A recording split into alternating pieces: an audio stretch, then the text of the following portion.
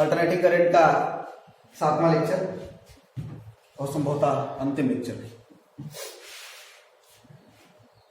आज से हम अल्टरनेटिव करंट से ऊपर उठ चुके होंगे, 4 यूनिट पूरी तरह से खत्म हो चुकी होगी। हमारे हिसाब से बनाए गए 22 चैप्टर में से 11 चैप्टर खत्म हो चुका होगा। तात्पर्य स्पष्ट है कि आधा सिलेबस आज हम समाप्त कर रहे हैं। तो एटलीस्ट 12th में आने वाले 12-13 क्वेश्चंस में से 6-7 क्वेश्चन के लिए आज से हम रेडी हो चुके होंगे मेंस के हिसाब से, और नीट के हिसाब से मान लीजिए 8-10 क्वेश्चन। हमने एलसीआर सर्किट के बारे में जानकारी लिया था, वहां से न्यूमेरिकल्स हुए थे, रेजोनेंस फ्रीक्वेंसी के बारे में बात हुई थी, चोक कॉइल के बारे में हमने कहा, और लास्ट में हमने ये दिखाया कि चोक कॉइल एक आरएल सर्किट ही है। चोक कॉइल एक आरएल सर्किट ही है जो कि इंस्ट्रूमेंट्स के साथ सीरीज में लगाई जाती है ओवर करंट प्रोटेक्शन के लिए। इंपॉर्टेंट क्वेश्चन, चोक कॉइल का use over current protection, current ज्यादा ना हो। चोक कॉइल का यूज क्या है, कहीं लिख लेंगे आप। चोक कॉइल का यूज है ओवर करंट प्रोटेक्शन। सब ये चीज आप लिख चुके हैं कि चोक कॉइल में इंडक्टर और रजिस्टर सीरीज में होते हैं। रजिस्टर का रेजिस्टेंस बहुत कम होता है, इंडक्टर का इंडक्टेंस बहुत कम होता है। रजिस्टर का रेजिस्टेंस बहुत कम हो इसके लिए कॉपर के मोटे तार यूज किए जाते हैं।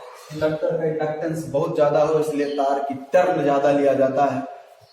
इंडक्टेंस और ज्यादा करने का एक और तरीका था कि क्रोड जो हम कोर ले रहे हैं, मटेरियल ले रहे हैं, वो थोड़ा अच्छा हो तो सॉफ्ट आयरन कोर ले लें, परमेबिलिटी ज्यादा होती है। सारी चीजें हम देख चुके हैं। ये भी हमने देखा था कि जो इसका cos फाई होता है R/R² plus omega square L square, cos phi को R/Z होता है, आप जानते हैं। और RL सर्किट का omega square L square, RL circuit का Z ऐसे होता है। हमने कहा था कि R बहुत कम होता है L से, इसलिए cos फाई 0 आ जाएगा। पावर फैक्टर 0 है, इसका मतलब चोक कॉइल में कोई पावर कंज्यूम नहीं करती आइडियल, और कोई पावर कंज्यूम नहीं करती, करंट फ्लो हो रही है, तो ऐसी करंट को कहते हैं वाटलेस करंट। एलसी सर्किट में भी हमने देखा था, एक बार फिर से क्वेश्चन बन सकता है, चोक कॉइल में फ्लो होने वाली करंट कैसी करंट होती है, वाटलेस करंट होती है। ये भी पॉइंट आप कवर करेंगे। चोक कॉइल में वाटलेस करंट फ्लो होती है। चोक कॉइल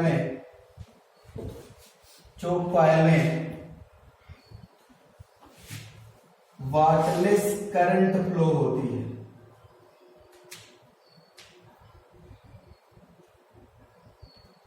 चोक कॉइल में वाटलेस करंट फ्लो होती है। अच्छा, मान लीजिए कभी नॉर्मली करंट तो ठीक ही है, निकाल ही रहे हैं, वाटलेस करंट है क्या? वाटलेस करंट है क्या? अगर मान लीजिए कभी पूछे कि वाटलेस करंट क्या है, तो आई वाटलेस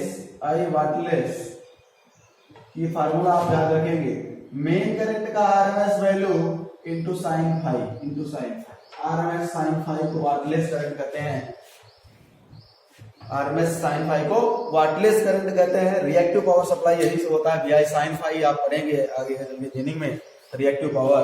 तो VI साइन फाई होता है रिएक्टिव पावर। मान लीजिए कभी पूछ ही लिया रिएक्टिव पावर बताइए, तो VI साइन फाई, आई तो आप आई वाटलेस निकाल ही लेंगे। रिएक्टिव पावर वाटलेस करंट के कारण होती है, कहीं ये भी लिख लीजिएगा कि रिएक्टिव पावर जो होती है वो वाटलेस करंट के कारण होती है। तो wattless current into voltage, VRMS into I wattless को कहते हैं रिएक्टिव पावर।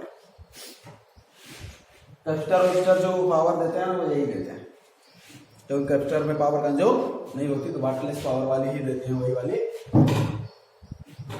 ठीक है, तो वाटलेस करंट के लिए एक्सप्रेशन याद रखेंगे साइन फाई के साथ आरएमएस का।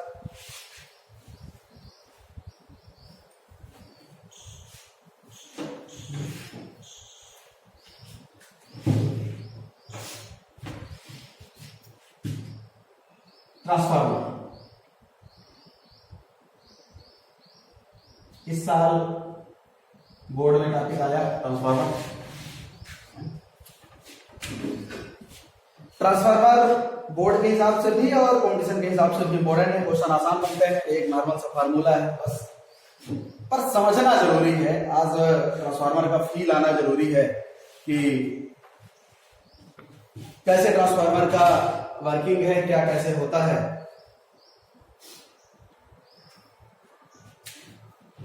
पहली बात तो ये कि ट्रांसफार्मर है क्या? एक डिवाइस है, एक मशीन है। डिवाइस और मशीन में फर्क है एक्चुअली। तो ट्रांसफार्मर एक मशीन है, आप डिवाइस ना कहें। अगर बड़े लेवल पे ट्रांसफार्मर इज अ डिवाइस ऐसे कह देते हैं इंसान, तो गलत है, वो डिवाइस नहीं है, ये मशीन है। पहले तो डिफिनेशन लिख लेते हैं, उसके बाद समझना शुरू करते हैं। Transformer is an electrical machine. कौन सी मशीन है? Electrical machine. Transformer is an electrical machine which transformer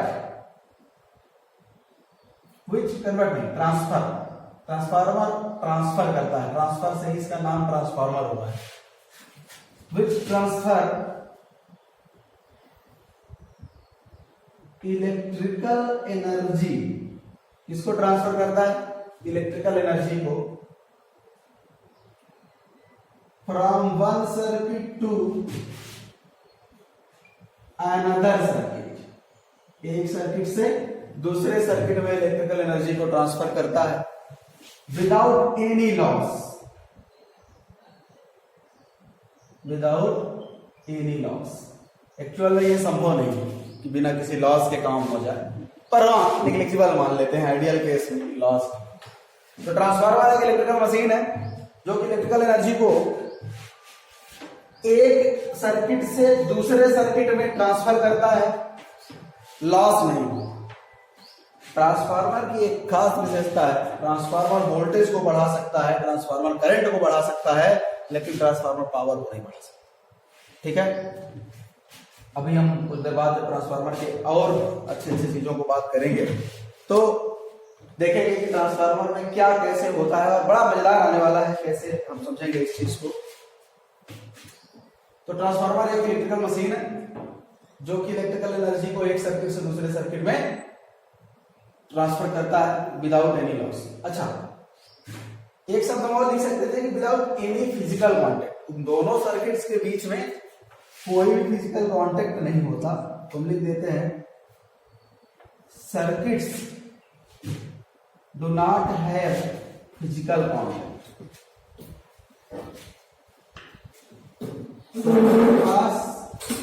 circuit के पास फिजिकल कांटेक्ट नहीं होता। ठीक, नॉर्मली आपके सिलेबस में जो है वो पोटेंशियल ट्रांसफार्मर है, पीटी और सीटी नाम के दो ट्रांसफार्मर होते हैं, करंट ट्रांसफार्मर और पोटेंशियल ट्रांसफार्मर। आपके सिलेबस में केवल पोटेंशियल ट्रांसफार्मर है, इसलिए हम केवल वोल्टेज की ही बात कर रहे हैं। जो आपके सिलेबस में वोल्टेज ट्रांसफार्मर पोटेंशियल ट्रांसफार्मर है, नाम नहीं दिया है, केवल ट्रांसफार्मर दिया है, क्योंकि आप जान ही नहीं कि पोटेंशियल और करंट ट्रांसफार्मर होता है। बहुत तरह के ट्रांसफार्मर होते हैं, आपको उस चीजों से मतलब की बात नहीं है। आप केवल ये जाने कि ट्रांसफार्मर वोल्टेज को बढ़ाता है। ट्रांसफार्मर क्या करता है? वोल्टेज को ट्रांसफर करता है। अच्छा, चेंज भी करता है।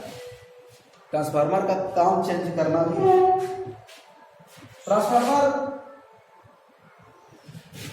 it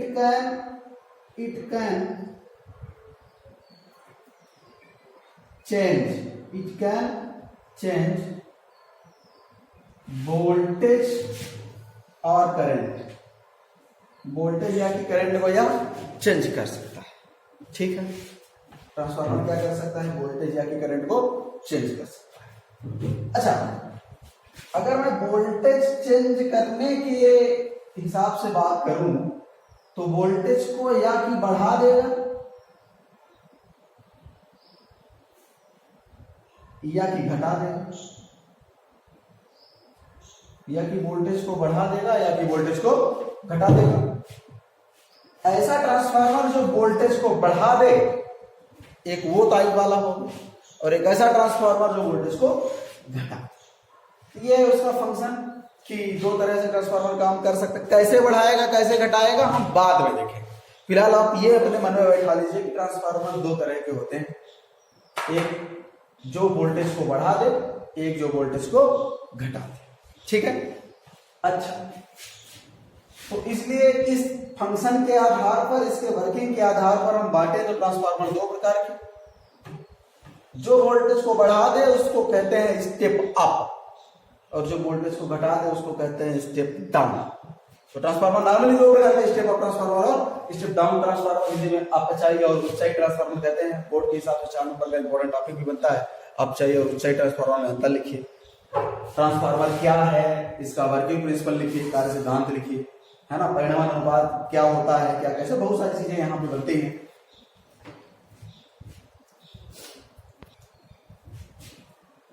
चलिए देखते हैं कि कैसे ट्रांसफार्मर होता है और उसके अंदर क्या क्या कैसे कैसे कैसे काम होता है। ट्रांसफार्मर में साफ्ट आयरन का एक कोर होता है, साफ्ट आयरन का एक कोर होता है। जब हम ईडी करंट पढ़े थे तो वहां हमने ये चीज डिस्कस किया था कि ट्रांसफार्मर का कोर साफ्ट आयरन का बनाना चाहिए जिससे कि ईडी करंट कम, ठीक है। और एक चीज और बताया था कि कोर को लैमिनेट कर देना चाहिए, पतली पतली स्ट्रिप में काट देना चाहिए ईडी करंट्स को फ्लो होने का एरिया। ये वही है, हम जानते हैं कि अगर हमको इतना मोटा कोर चाहिए जो ये दिख रहा है तो क्यों इतना मोटा, पतला पतला काट के जोड़। अच्छा, ये कोर है, ये काहे का कोर है, साफ्ट आयरन का, ये है soft iron core, soft iron का कोर। देखिए जैसे जैसे मैं बना रहा हूं, अब इस पे हमको वाइंडिंग करनी है, एक इधर एक इधर,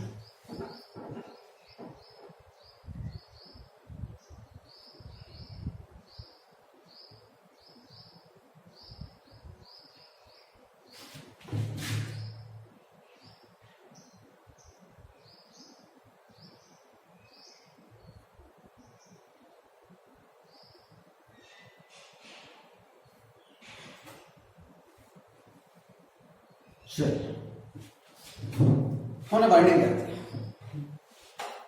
ट्रांसफार्मर लिया, एक कोर लिया साफ्ट आयरन का, उसमें हमने बाइंडिंग कर दिया, इधर भी उधर, ठीक है। इधर सप्लाई दी जाती है, इधर क्या दी जाती है, अल्टरनेटिंग सप्लाई,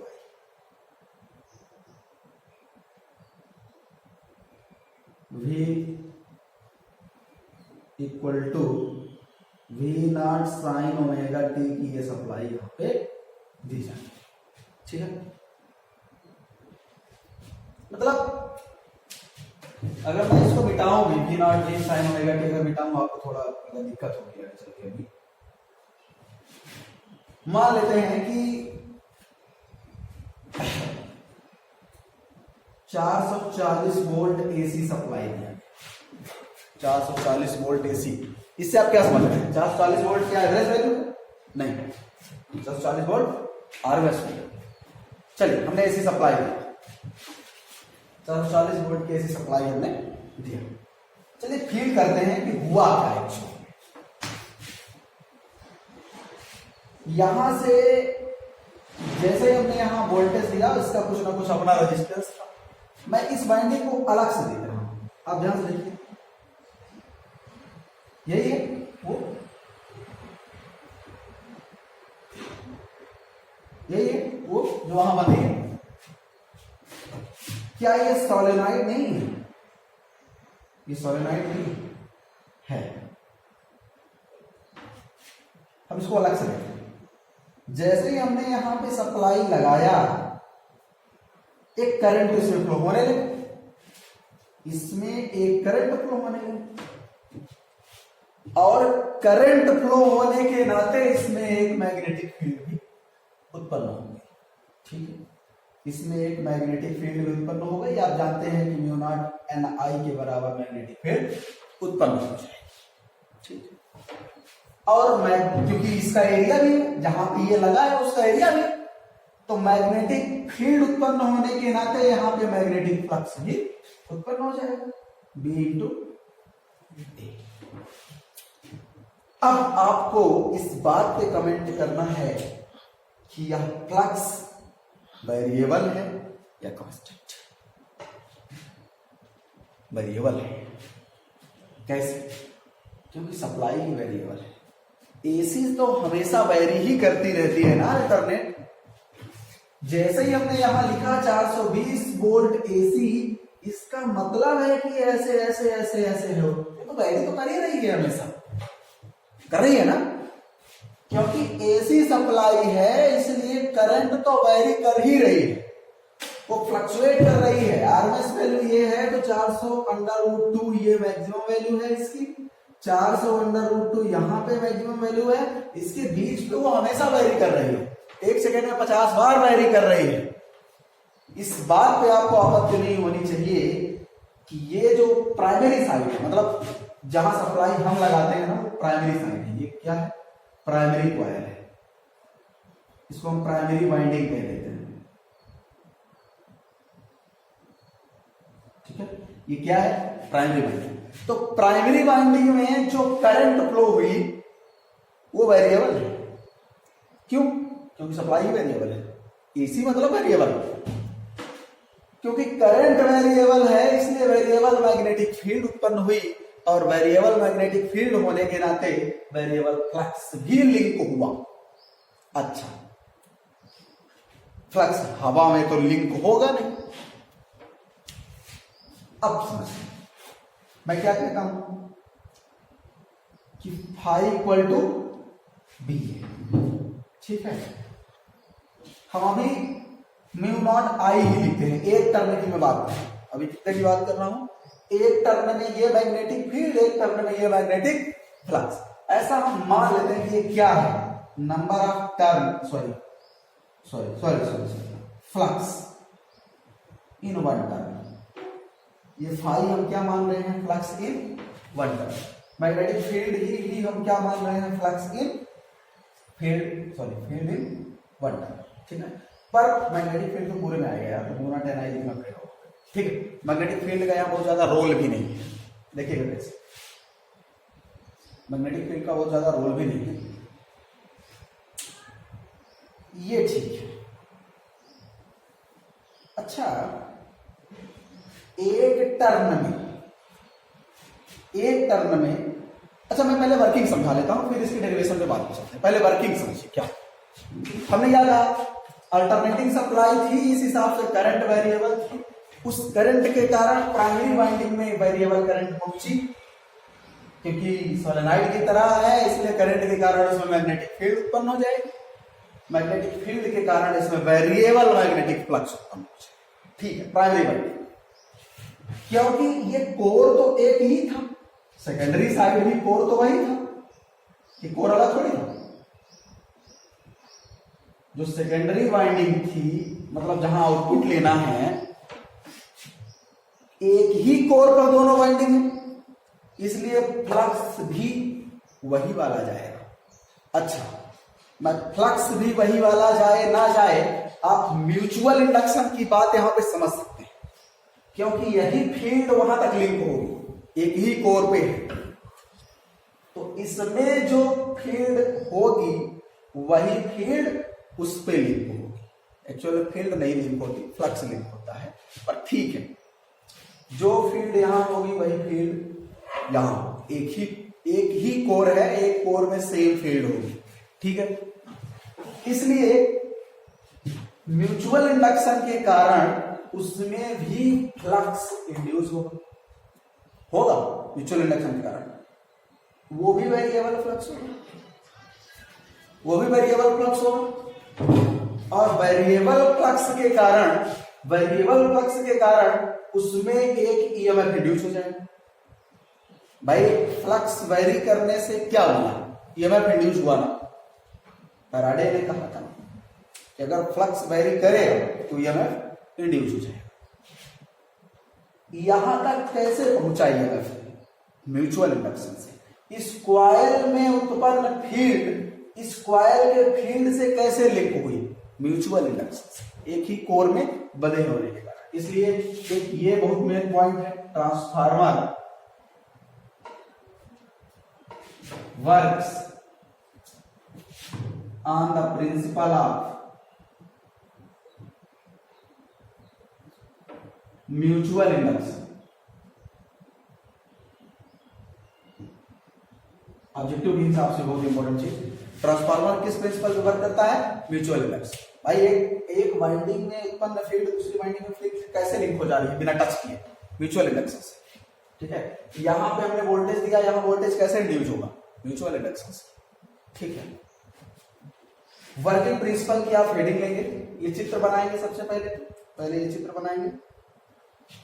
मान लेते हैं कि इस प्राइमरी वाइंडिंग में नंबर ऑफ टर्न है एनपी और सेकेंडरी वाइंडिंग में नंबर ऑफ टर्न क्या है? एनएस। ठीक है, ठीक है। मान लेते हैं कि यहां पे करंट जा रही है आईपी और वहां पे करंट कितना जाएगी?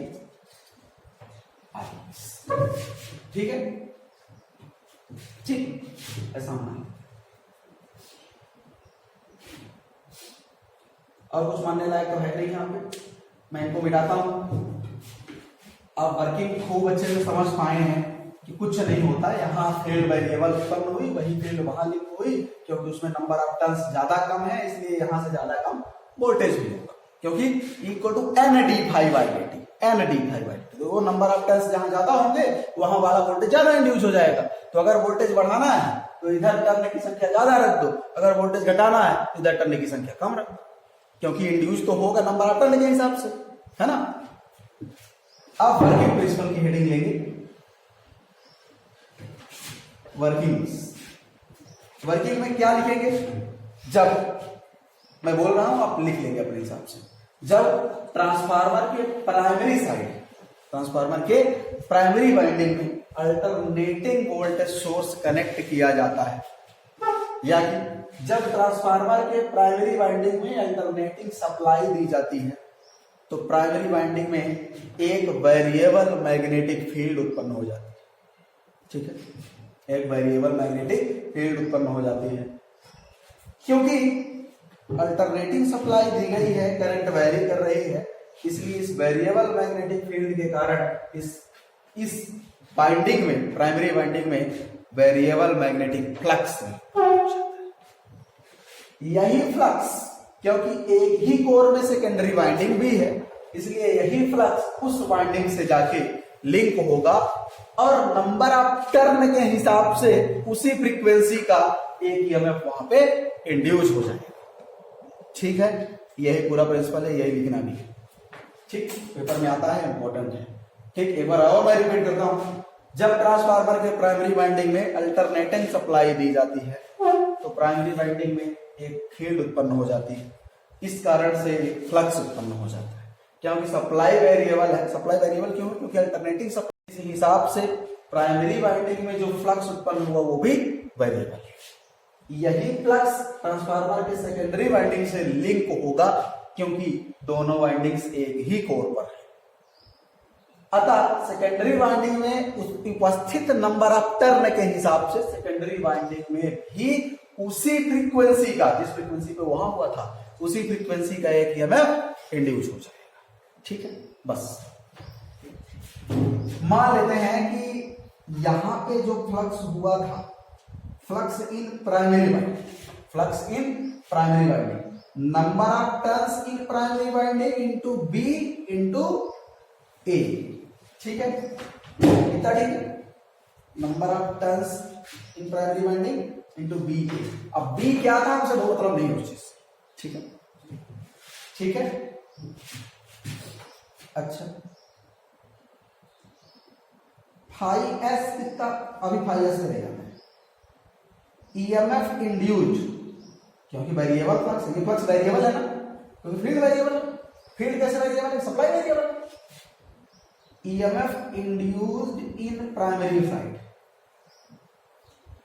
अच्छा, क्या प्राइमरी वाइंडिंग में ईएमएफ नहीं इंड्यूस होगा? क्या होगा, क्योंकि कॉइल में ये भी, उसको हम नाम देते हैं EP equal to minus N P और D five by D T.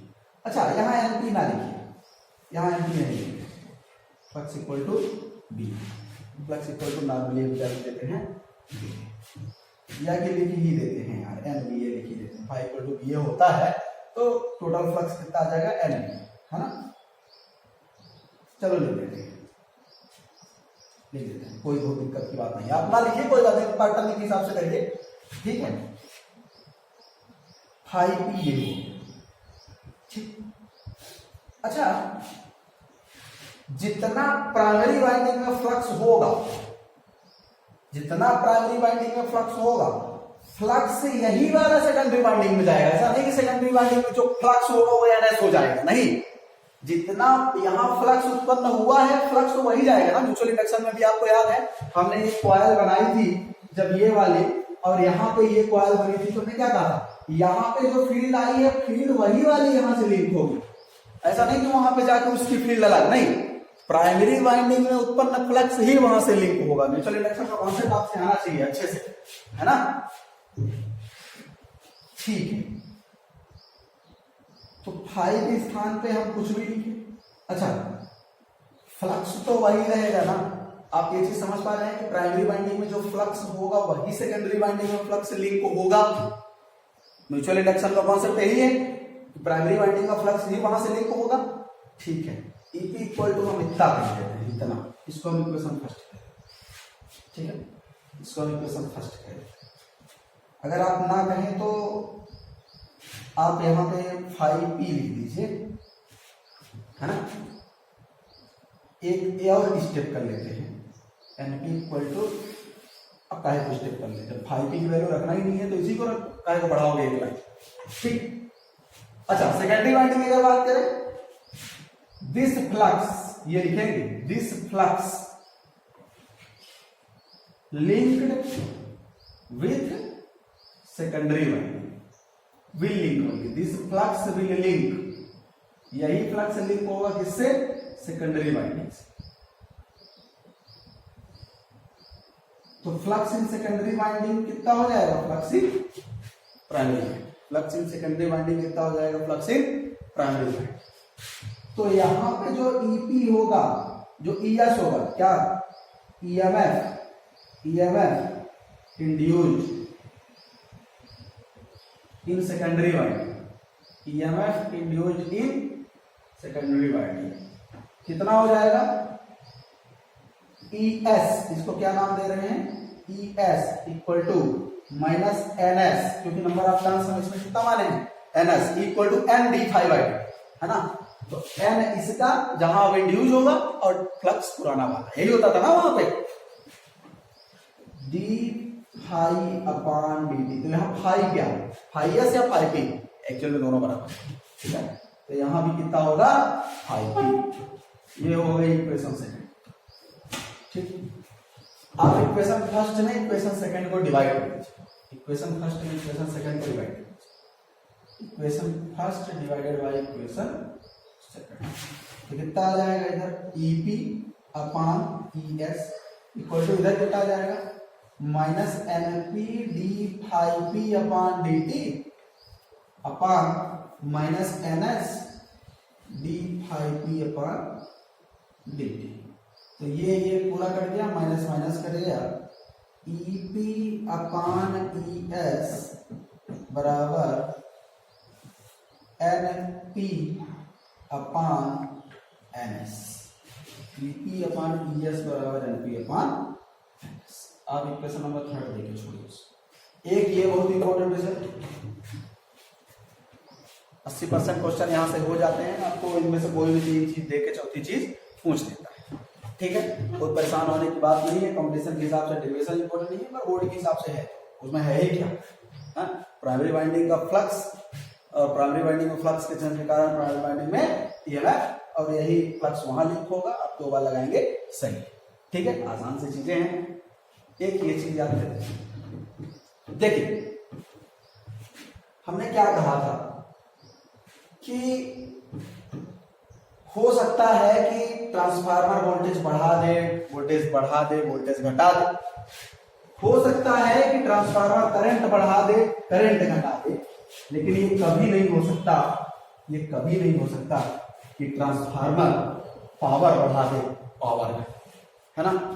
आप लिखेंगे बहुत स्टार पॉइंट पे कि power in both side of transformer, in both side, both winding लिखने बल्कि both windings of transformer, power in both windings of transformer remain same, remain constant. मतलब अगर power in primary side हम देखें तो क्या आप कह सकते हैं ईपी इंटू आई पी, बोलो लिख सकते हैं EP into I P. Primary side का ईएमएफ जो यूज हुआ और प्राइमरी साइड में जो करंट हो, EP into I P. Power secondary ES into I S, ES into I S. एक बार फिर से डिवाइड करते हैं, हम जानते हैं वी नो कि जो पावर प्राइमरी है वो बराबर होना चाहिए पावर सेकेंडरी, तो जो ईपी आईपी है वो बराबर होना चाहिए ईएस आईएस। तो यहां से आप एक रिलेशन लेके आओगे, ईपी अपान ईएस बराबर IS upon IP, EP upon ES बराबर आईएस अपान आई। छठवां इक्वेशन, तीसरा इक्वेशन और छठवां इक्वेशन को ध्यान से देखा जाए, एक और standard result from equation third and sixth, from equation third and sixth. तीसरे और छठवें इक्वेशन से देखें आपको रिजल्ट मिलता है ईपी अपान ईएस बराबर एनएस अपान एनपी बराबर I S NP upon NS, NP upon NS बराबर आई एस अपान आई। ये स्टैंडर्ड रिजल्ट आप याद रखेंगे, ईपी अपान ईएस बराबर एनपी अपान एनएस बराबर I S upon IP, secondary winding primary winding के लिए सब। और यही रेशियो कहलाता है के, यही रेशियो क्या कहलाता है के। के को हम कहते हैं परिणामान अनुपात, ट्रांसफॉर्मेशन रेशियो। के क्या है? Transformation ratio.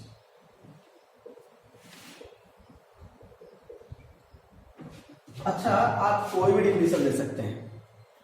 The ratio of EMF induced in primary winding to the EMF induced in secondary winding is called as transformation ratio. The ratio of number of turn in primary winding to the number of turn in secondary winding is called a transformation ratio. The ratio of current flows in secondary winding to the current flows in primary winding is called as transformation ratio. कुछ भी कहिए, हो सकता है शासन result तीन चीज दे दे, बताइए कौन सा स्टेटमेंट सही कौन सा स्टेटमेंट गलत। ऐसा मतलब तीनों चीज एक ही है। हाँ, बहुत इंपॉर्टेंट चीज, न्यूमेरिकल यहीं से आते हैं। अच्छा, इफिशियंसी नाम का भी एक शब्द होना चाहिए, दक्षता। वो तो आप जानते हैं, पावर आउटपुट कितना आपको मिला और कितना आपने दिया, अगुने 100%। आउटपुट पावर तो आप निकाल सकते हैं कितना जो भी है। अगर आइडियल ट्रांसफार्मर है तो पावर आउटपुट पावर इनपुट के बराबर हो। आइडियल ट्रांसफार्मर, आइडियल ट्रांसफार्मर में हमने क्या कहा कि पावर लॉस ही नहीं होता, प्राइमरी वाइंडिंग का पावर सेकेंडरी वाइंडिंग के बराबर होता है। पावर जो आउटपुट है वो पावर इनपुट के बराबर हो। इस हिसाब से जो इफिशियंसी आएगी वो कितनी आएगी? 100%। और क्वेश्चन पूछता है आइडियल ट्रांसफार्मर की इफिशियंसी कितनी होती है? 100%। कोई भी आइडियल 100% होगा, उसमें ट्रांसफर आएगा। ठीक है, आइडियल ट्रांसफार्मर की इफिशियंसी कितनी? 100%। बाकी क्वेश्चन में आपको अगर दे ही देगा तो फिर बता ही देगा कितना पावर आउटपुट कितना पावर इनपुट। समझ रहे हैं बात? नोट करिए पूरा बहुत अच्छे से, ठीक, लिखिए। तो आपके काम का केवल जो आपके कॉम्पिटिशन में काम आएगा केवल ये फार्मूला, ये बस, इसके अलावा कुछ नहीं, इसके अलावा कुछ नहीं, सारे क्वेश्चन यहां से पूछ रहे।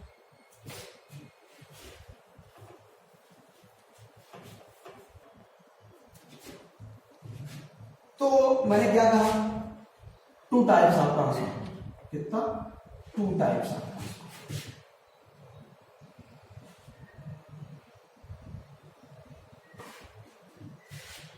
एक स्टेप अप, जिसे हिंदी में कहते हैं ऊंचाई, उच्च कर देता है ना, इसलिए ऊंचाई। एक कहते हैं स्टेप डाउन, इसे कहते हैं अपचाई, निम्नाई ना कह देना, अपचाई, ठीक, ऊंचाई निम्नाई, ठीक है। चलिए देख लेते हैं जल्दी जल्दी इनको भी, ये भी बोर्ड के हिसाब से थोड़ा ठीक है। स्टेप अप अपने सबूर की बात है कि हम वोल्टेज बढ़ाना चाहते हैं, मतलब secondary side number of turn ज्यादा, ठीक है। इसमें यही केवल खास बात है, number of secondary turn is greater than number of primary. आप बकायदे लिखोगे बोर्ड में आएगा, तो इसमें द्वितीय कुंडली में फेरों की संख्या प्राथमिक कुंडली में फेरों की संख्या से अधिक होगी, ऐसा लिखेंगे, है ना। The number of turns in secondary winding is more than number of turns in primary winding, ऐसा ट्रांसफार्मर स्टेप अप। ऑब्जेक्टिव में भी पूछ लेता है, बताइए किस ट्रांसफार्मर में ऐसा NS is greater than NP, तो कौन सा ट्रांसफार्मर है ऐसा, है ना। चलिए बना के देख लें, जो अभी बनाया था वो वही था।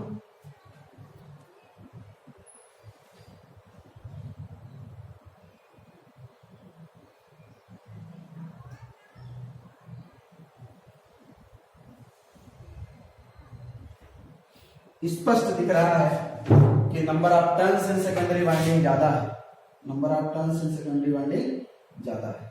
प्राइमरी वाइंडिंग में अल्टरनेटिंग सप्लाई दी गई VAC, और यहां से भी आउटपुट प्राप्त किया गया, ठीक है। अच्छा, अगर मैं 2-3 विशेषताओं की बात करूं, तो पहली विशेषता तो ये होगी, पहली विशेषता तो ये होगी स्टेप अप की। दूसरी विशेषता, वोल्टेज भी सेकेंडरी साइड का प्राइमरी साइड से बढ़ा, भाई जैसे टर्न बढ़ा तो वोल्टेज भी बढ़ा, तो इसको सिर्फ हिंदी में लिखेंगे it increases the voltage, it increases the supply voltage, input voltage, the input voltage. किसको इंक्रीज कर देता है, इनपुट वोल्टेज को, काम ही है स्टेप अप करना है इसका, ठीक है। करंट अप ना कर देना, वोल्टेज अप करना है ना, वो करंट ट्रांसफार्मर नहीं है आप। तीसरी चीज, अच्छा आप क्योंकि एक रेशियो जो देख के आए हैं EP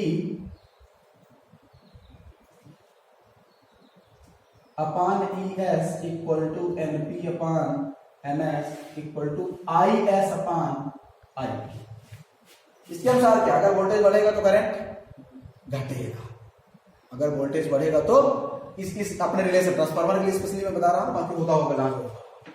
अगर वोल्टेज बढ़ेगा तो करंट की प्रबलता इंटेंसिटी घटेगी, मतलब स्टेप अप ट्रांसफार्मर क्या करता है, करंट की स्ट्रेंथ को कम कर देता है। बहुत अजीब लगता है, तब क्या करोगे बेटा, सच्चाई, it decreases the strength of current, यह धारा की प्रबलता को घटा देता है, ठीक है, धारा की प्रबलता को घटा, ठीक है। और ट्रांसफॉर्मेशन रेशियो इसका जो है 1 से ज्यादा, ट्रांसफॉर्मेशन रेशियो जो है इसका वो 1 से बड़ा होगा। क्यों? क्योंकि यही तो ट्रांसफॉर्मेशन रेशियो है, क्योंकि EP बड़ा है ES से, इसलिए वो 1 से 4 बढ़िया पॉइंट है स्टेप अप के लिए।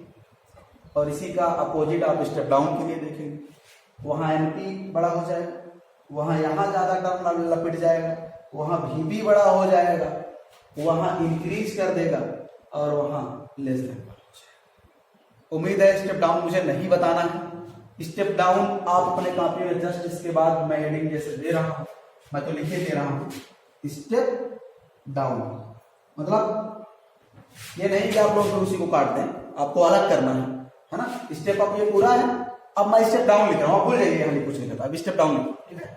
स्टेप डाउन,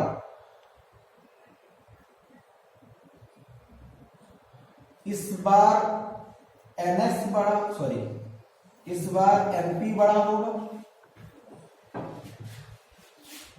1 2 3 4 5 टर्म लपेटे हैं तो हम जल्दी जल्दी 6 टर्म लपेट देते हैं। देखिए एनपी बड़ा हो गया, चित्र में भी एक 8 वाइंडिंग यहां से हटा लेते हैं, ठीक है। एनपी बड़ा हो गया भाई, जब उधर कम नंबर ऑफ टर्न है तो इसके हिसाब से भाई फ्लक्स पूरा पूरा वो नहीं हो पाएगा, है ना। और यहां पे Vp बड़ा हो जाएगा तो इंक्रीज नहीं, ये क्या कर देगा, ये डिक्रीज कर देगा। क्या कर देगा, डिक्रीज कर देगा इनपुट वोल्टेज को। और जब वोल्टेज डिक्रीज कर देगा तो करंट को क्या कर देगा, इंक्रीज कर देगा। और ट्रांसफॉर्मेशन रेशियो 1 से कम हो जाएगा, ट्रांसफॉर्मेशन रेशियो 1 से कम हो जाएगा। बढ़िया अंतर बनता है। Step up step down transformer में 4 अंतर लिखे, बढ़िया बढ़िया अंतर, 4 अंतर लिख लीजिएगा। 1 2 न्यूमेरिकल्स देते हैं ट्रांसफार्मर में, कैसे कैसे न्यूमेरिकल्स बनते हैं बेटा। ट्रांसफार्मर में जो भी होना था हो गया, इससे ज्यादा ट्रांसफार्मर आपके सिलेबस में है भी नहीं, ना इससे ज्यादा जानने की जरूरत नहीं है। ट्रांसफार्मर 2 प्रकार के होते हैं, एक वह जो वोल्टेज बढ़ा देगा, वोल्टेज बढ़ाएगा तो धारा की प्रबलता को घटा देगा। ठीक है, एक क्वेश्चन मैं लिख रहा हूं केवल क्वेश्चन के हिसाब से, और जो पेपर में आएगा तो बढ़िया कहानी बना के देगा। तो मैं कहता हूं कि एक ट्रांसफार्मर है, एक ट्रांसफार्मर है, उसकी 80% डिफिशियंसी है। कितना परसेंट, 80%, ठीक है। मैं ये कहता हूं कि जो प्राइमरी सप्लाई दी गई है वो है 220 वोल्ट की, और जो सेकेंडरी वाइंडिंग में नंबर ऑफ टर्न है वो है 2000। कितना है, 2000, ठीक है।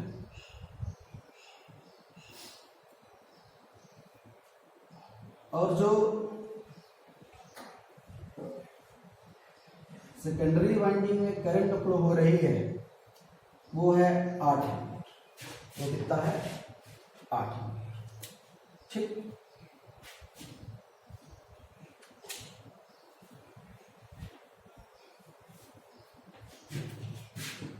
और जो प्राइमरी वाइंडिंग में नंबर ऑफ टर्न है वो है 2200। कितना है, 2200। चलिए, जो जो निकाल सकते हैं वो निकाल लेते हैं। इस डाटा से पूछने के लिए कुछ भी पूछ सकता है, डाटा कुछ भी दे सकता है, कॉन्सेप्ट अपना होना चाहिए। चलिए, हमारे पास फार्मूला है EP अपान ES बराबर NP अपान NS बराबर IS अपान I। EP अपने पास है 220 वोल्ट, ES नहीं है, चलिए एक तो ये निकालना होगा। NP है 22, NS 2000। स्टेप अप ट्रांसफार्मर है कि स्टेप डाउन, स्टेप डाउन, क्योंकि प्राइमरी वाइंडिंग में संख्या ज्यादा है, तो जब सेकेंडरी तरफ आउटपुट मिलना है वही कम है तो वोल्टेज भी कम मिलेगा। ठीक है, पहला कमेंट हम कर दिए कि ये कैसा ट्रांसफार्मर है, स्टेप डाउन। ये भी कमेंट करने के लिए पूछ सकता है, ठीक है। स्टेप डाउन ट्रांसफार्मर है क्योंकि जो NP है वो बड़ा है NS से, इसलिए कैसा ट्रांसफार्मर है, स्टेप डाउन। और स्टेप डाउन है तो ट्रांसफार्मेशन रेशियो इसका 1 से कम है, 1 से कम आएगा तो देख लेंगे कितना आएगा। अच्छा, इक्वल टू IS दिया है 8, प्राइमरी वाइंडिंग में फ्लो होने वाली करंट आपको नहीं पता है, ठीक है।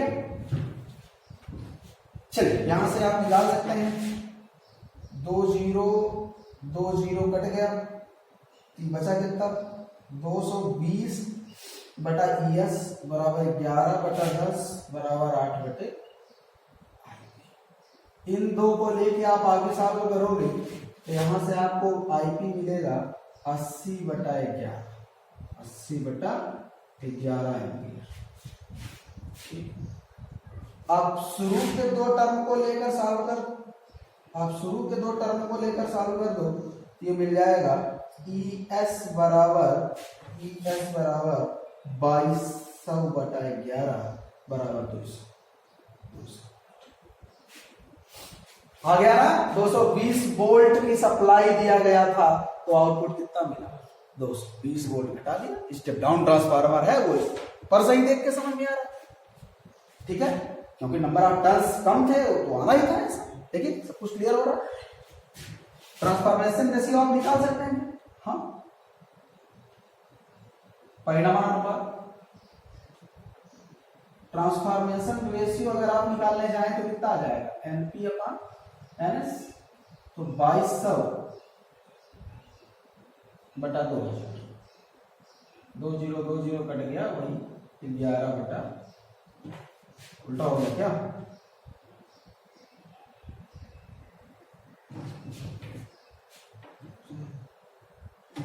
ये तो 1 से ज्यादा आ गया।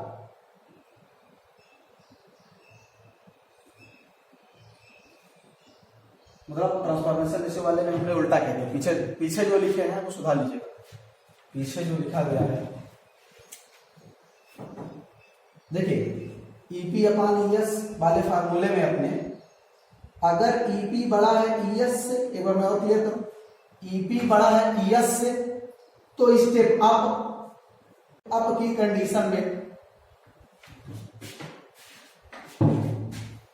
सॉरी EP बड़ा है ES से तो स्टेप डाउन, सॉरी माफ चाहता हूं, क्योंकि प्राइमरी वाइंडिंग का EMF ज्यादा है, सेकेंडरी वाइंडिंग का कम होगा, तो स्टेप डाउन कर दिया ना। तो स्टेप डाउन की कंडीशन में 1 से बड़ा, अगर कहीं गलती हो तो उसको सुधार लीजिएगा। स्टेप डाउन में K बड़ा होगा 1 से, और स्टेप अप में K छोटा होगा 1 से। देखिए उल्टा हो गया था, थोड़ा माफी चाहता हूँ। कैलकुलेशन हम थोड़ा आप अच्छे से एनालिसिस कर लीजिएगा और अच्छे से देख लीजिए। मैं एक बार और क्लियर करता हूँ उस चीज को। EP/ES बराबर NP/NS बराबर IS/IP। हम जानते हैं कि सेकेंडरी साइड का अगर वोल्टेज बड़ा होगा तो स्टेप, तो अगर सेकेंडरी साइड का वोल्टेज बड़ा हो गया, नीचे बड़ी संख्या आ गई तो ऊपर छोटी हो गई, तो टोटल 1 से कम आ जाएगा। तो अगर 1 से कम आया तब स्टेप अप, अगर सेकेंडरी साइड का कम हो गया तो ऊपर वाली संख्या डोमिनेट कर जाएगी, तब 1 से ज्यादा। तो स्टेप डाउन के केस में 1 से ज्यादा जो यहां दिख रहा है। अच्छा हुआ न्यूमेरिकल से क्लियर। ठीक है, 1.1 का ट्रांसफॉर्मेशन रेशियो, 1.1 का ट्रांसफॉर्मेशन रेशियो। ठीक है, अच्छा अगर हम इनपुट पावर की बात करें, क्या बात करें?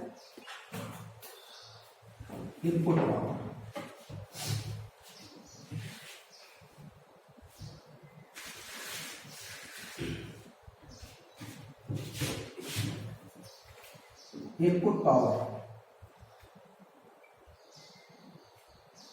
अच्छा ट्रांसफार्मर की 80% एफिशिएंसी देने की जरूरत नहीं थी, हम निकाल लेंगे खुद।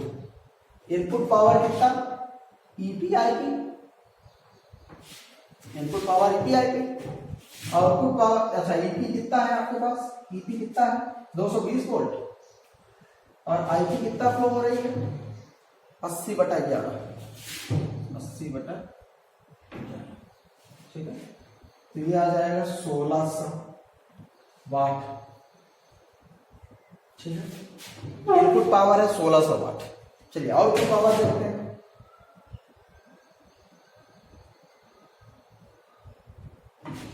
ES/IS।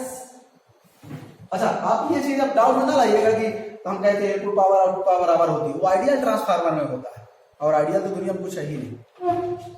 Output power ES/IS, ES आपको 200 वोल्ट मिला और IS कितना मिला भाई?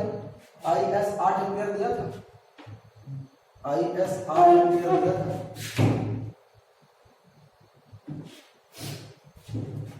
ओहो, ये तो आइडियल ट्रांसफार्मर वाला केस आ गया। ये तो आइडियल ट्रांसफार्मर वाला केस आ गया। 1600 ampere, sorry 1600 watt power input बराबर पावर। अच्छा, ऐसे भी संभव हो सकता है अगर वो नहीं दिया है एफिशिएंसी, नहीं, अगर वो नहीं दिया है एफिशिएंसी, आपसे पूछा तो आप तो 100% ही कहोगे, क्योंकि आप पावर इनपुट निकालोगे, पावर आउटपुट निकालोगे और 100% आएगा, लगभग 95% में 100% आएगा। ऐसा क्यों? क्योंकि जितने रेशियो से वोल्टेज घटा होगा उसी रेशियो से वोल्टेज करंट बढ़ा होगा, और वोल्टेज इंटू करंट का रेशियो तो सेम आना ही था। पर अगर ESIS हम निकाल लें, ठीक है, 80% इफिशियंसी दे दिया कि 80% है, ठीक है, इफिशियंसी दे दिया 80%, ईपीआईपी का डाटा पता है, पूछ लिया आउटपुट पावर बताओ, तब फिर तो हमको उसी हिसाब से करना होगा ना, 80% के हिसाब से। वही लॉस हुआ हो हमसे क्या मतलब उस चीज, ठीक है, बहुत परेशान नहीं होना, डाटा के हिसाब से सेट हो जाएगा। फिलहाल यहाँ नहीं दिया था कुछ, तो हम तो 100% ही कहेंगे, आउटपुट पावर इनपुट पावर बराबर है, हम 100% एफिशिएंसी के साथ जाएंगे इस पे, ठीक है। ट्रांसफार्मर का जो भी न्यूमेरिकल बनना था वो बन गया, ऐसे ही बनेगा, मैं 100 न्यूमेरिकल ऐसे ही करा दूं, ठीक है। चैप्टर समाप्त होगा। एक्चुअल में जनरेटर की बात मैंने नहीं किया, डायनेमो मोटर मैंने नहीं पढ़ाया, जानबूझ के छोड़ रहा हूँ, पेपर में आएगा तब भी नहीं करना, कंपटीशन में एक क्वेश्चन नहीं बनेगा, बोर्ड में उसके अलावा बहुत कुछ है 9th और 10th चैप्टर से आने के लिए, 10th और 11th से खास आने के लिए, इसलिए आप वहां पे जाए भी नहीं। और जिन लोगों को ज्यादा श्रद्धा है वो 10वीं में पढ़ के आए, मोटर जनरेटर सब पढ़ के आए हैं 10वीं में, डायनेमो, इसलिए मैं वहां पे बहुत ज्यादा चर्चा नहीं कर रहा हूँ। याद रखिए, मशीनें कोई भी हो वो काम इंडक्शन पे कहीं पे करती है, Faraday's law of electromagnetic induction, कोई सेल्फ इंडक्शन पे तो कोई म्यूचुअल इंडक्शन। जैसे जो मोटर मशीन है वो किस पे काम करता है, सेल्फ इंडक्शन पे। किस पे काम करता है, सेल्फ इंडक्शन पे। जनरेटर किस पे काम करता है, सेल्फ इंडक्शन पे, ठीक है, याद रखिएगा। डायनामो वो किस पे काम करता है, सेल्फ इंडक्शन पे। ट्रांसफार्मर किस पे काम करता है, म्यूचुअल, क्योंकि वहां एक ही कॉइलिंग होती है। अगर आप जनरेटर की बात करें तो बीच में आर्मेचर घूमता है, अगल बगल मैग्नेटिक फील्ड होती है, तो दो कॉइल ही नहीं है तो इंड्यूस कहां होगा दूसरे में, एक ही है, उस वही घूमता है, उसी में इंड्यूस हो जाता है, ठीक है। तो जो वही घूम के वही इंड्यूस हो जाए तो क्या है, सेल्फ इंडक्शन। यहाँ होता कहीं और चेंज है, वो कहीं और रहा है कुछ, म्यूचुअल इंडक्शन। एक और क्वेश्चन आपके माइंड में होना चाहिए कि क्या हम डीसी सप्लाई नहीं लगा सकते ट्रांसफार्मर में, नहीं लगा सकते, नहीं काम करेगा। क्यों, वेरिएबल ही नहीं होगी, जब वेरिएबल नहीं होगी तो फ्लक्स वेरी नहीं करेगा, इधर से उधर कुछ हो ही ना पाएगा, ठीक है। हाँ, एक टॉपिक माइंड से छोड़ रहा था, उसको भी पूरा करना है, लॉसेस। बिना लॉस के तो कुछ है नहीं। ट्रांसफार्मर में क्या कैसे लॉस होता है वो भी एक हेडिंग लेके काम करते हैं जल्दी से, लॉसेस इन ट्रांसफार्मर्स।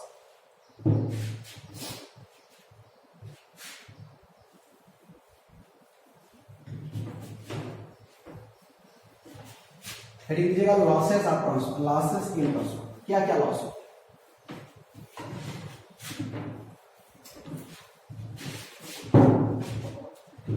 पहला magnetic flux leakage, magnetic flux leakage. आपने ट्रांसफार्मर बनाया, यहां पे फ्लक्स जो उत्पन्न हुआ था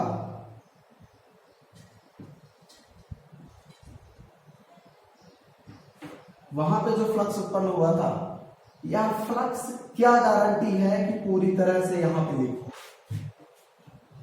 100% तो कुछ सही है नहीं भाई। यहां से यहां तक की कुछ दूरी है, तो कुछ दूरी तक में थोड़ा बहुत तो लॉस होगा। हम लिखेंगे प्राथमिक कुंडली का फ्लक्स पूर्णतः द्वितीयक कुंडली से लिंक नहीं हो पाता। इस बीच में जो फ्लक्स का लीक होता है वही मैग्नेटिक फ्लक्स लीकेज है, ठीक है, मैग्नेटिक फ्लक्स लीकेज, ठीक है। बोर्ड में आता है लॉसेस क्या है, ट्रांसफार्मर कभी तो अकेले लॉसेस बता देता है, लॉसेस बताइए बस, ठीक है। तो पहला लॉस क्या है, मैग्नेटिक फ्लक्स लीकेज। हम लिखेंगे the flux of primary winding can not be linked completely with secondary winding. This loss of flux is called as magnetic flux leakage, ठीक है। इसको रिड्यूस करने के लिए मेथड टू रिड्यूस, इसको कैसे हम हटा सकते हैं भाई, कुछ नहीं, सॉफ्ट आयरन ले लीजिए, soft iron core is preferred, soft iron core is preferred, क्यों?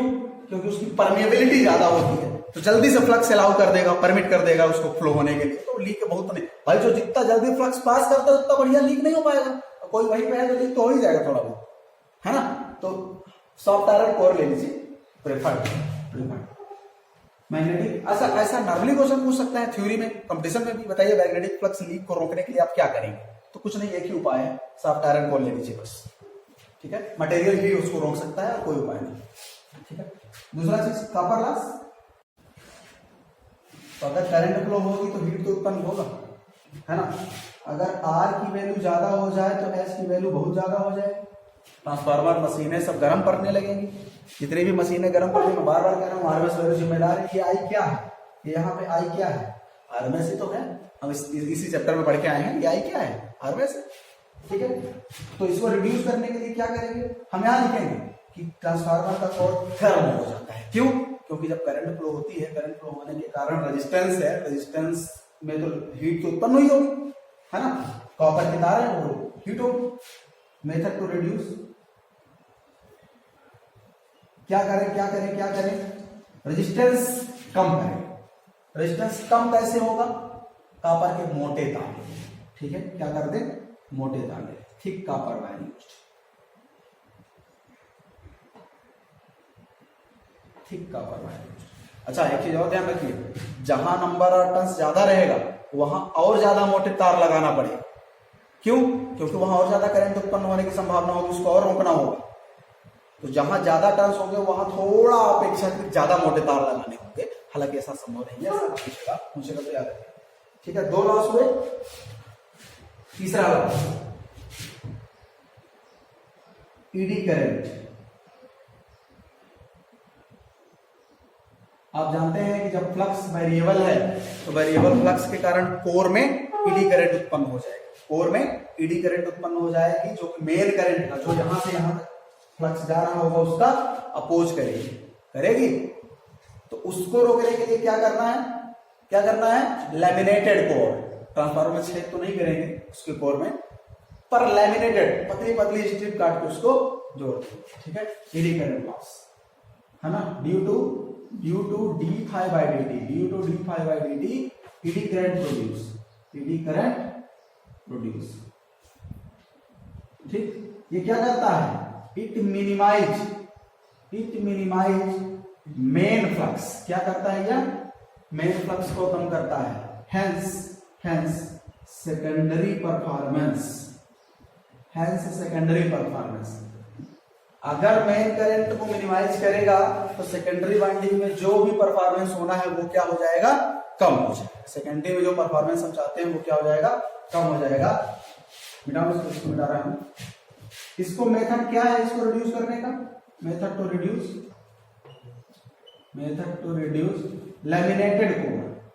Laminated soft iron core.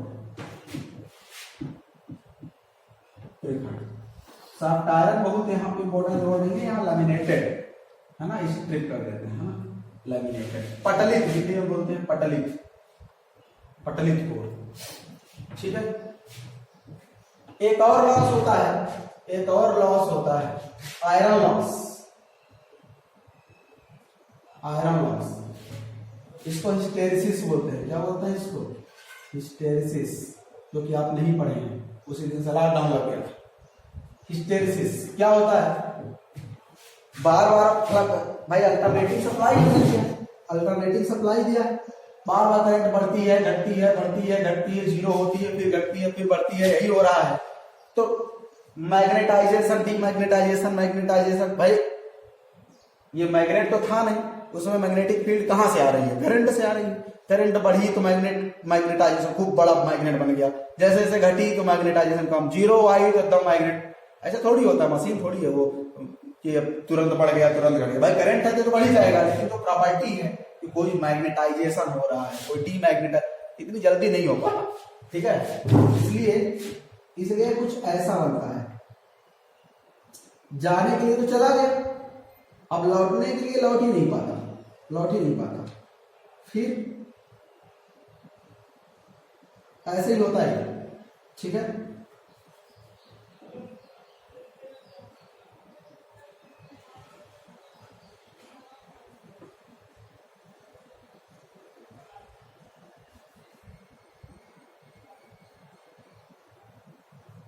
अरे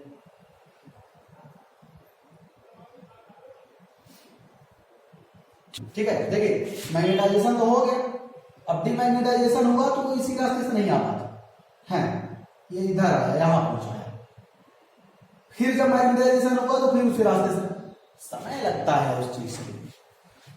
मैग्नेटाइजेशन डिमैग्नेटाइजेशन, तो हम क्या चाहते हैं, ये स्टेरसिस लॉस ही है, अपने प्रारंभिक पोजीशन पे नहीं आ पा रहा है, उसी तरह वो स्टेरसिस लॉस कहलाता है। ठीक है, ये स्टेरसिस कर्व कहलाता है।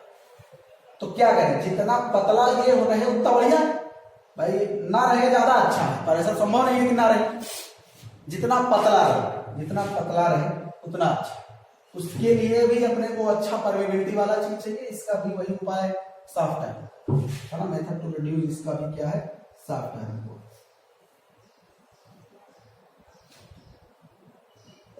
सॉफ्ट आयरन कोर, इसका भी वही उपाय, सॉफ्ट आयरन कोर। ठीक है, तो 4 loss, copper loss, iron loss, eddy current loss, magnetic flux के 4 लॉसेस है, अच्छे हैं, देखते रहिए। चैप्टर समाप्त है, कल से हम कुछ नया शुरू करेंगे, देखते हैं शायद इलेक्ट्रोमैग्नेटिक वेव्स शुरू होती हैं, तो इलेक्ट्रोमैग्नेटिक वेव का एक ही चैप्टर है, अगर वो नहीं शुरू हुआ तो मॉडल वेव शुरू करेंगे, देखिए क्या होता है। पढ़ते रहिए, अल्टरनेटिव करंट पूरा करिए, कल फिर मिलेंगे। वीडियो लाइक कीजिए, शेयर कीजिए, कमेंट कीजिए। All the best.